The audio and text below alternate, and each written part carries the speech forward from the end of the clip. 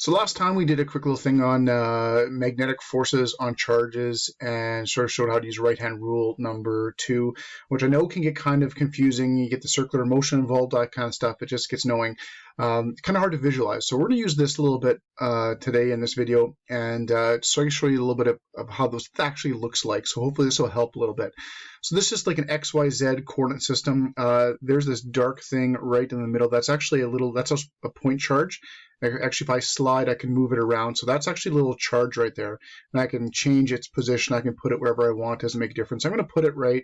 I'm just going to put it right there for now. That's fine. Okay. Now, if I give it some velocity or something like that, it can move around and do different things. So as long as if I can see and get a little velocity in the X direction here, there's a little, you see a little velocity vector popping up, and I can click go, and then off it goes. Okay. No big deal. So whatever.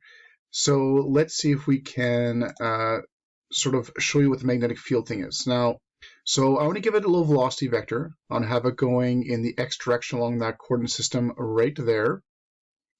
And I am going to, yeah, we'll just leave it there. I'm going to introduce a magnetic field, and I'm going to have the magnetic field going down.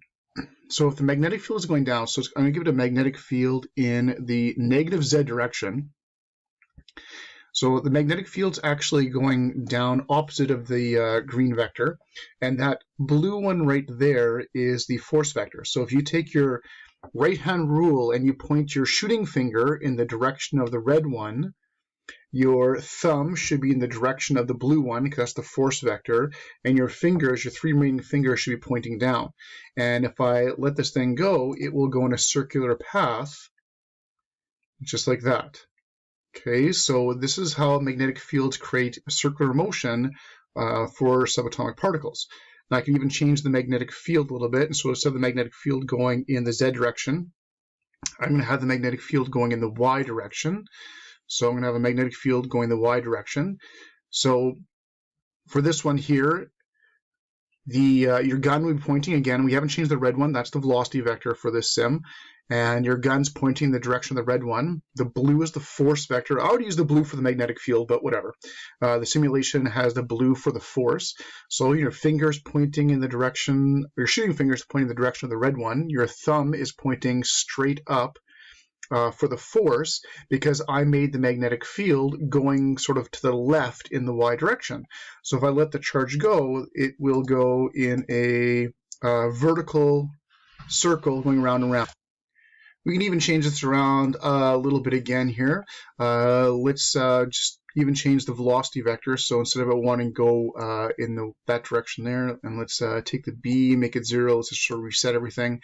So suppose we have the velocity going in the Y direction. So I'm going to have it going out that way. So that's the way your finger should point, your shooting finger to point in the direction of the red vector right there.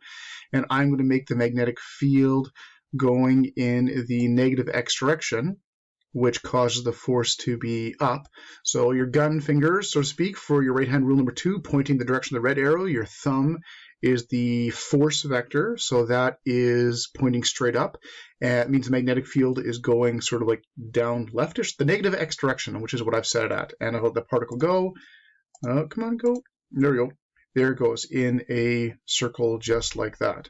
Okay, so hopefully this helps visualize how these particles actually move in fields and different things like that.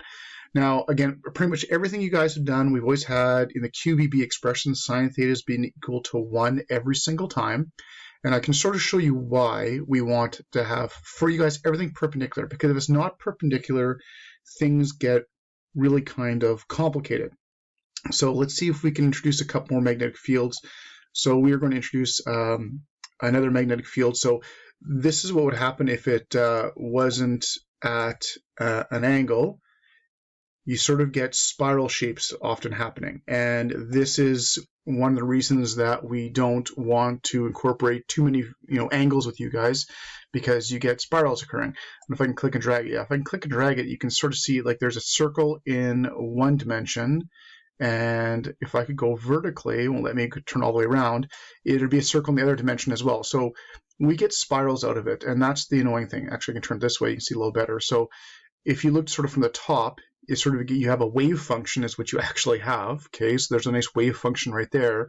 And then from the end point, there's your perfect circle right there. So this is what magnetic fields and angles can do with charges. They can have them do like corkscrew shapes and spiral shapes to get them moved like this. So this is why you guys just do 9 degrees each time to keep it nice and simple, to keep things just focusing on just basic circles. That's all we want to worry about. Actually doing this stuff isn't necessarily hard, but we're just worried about the basic circles. It's all about the basic ideas. You guys can worry about stuff like this in university or college or whatever else it might come up in a few years, but whatever. Okay, so I'm hoping this helps you guys to visualize the circular motion thing that we're talking about before. It also helps practicing on the right-hand rule a little bit.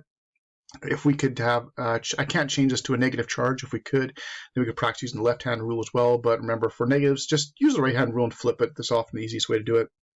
But hopefully this video will help a little bit with that right-hand rule number 2.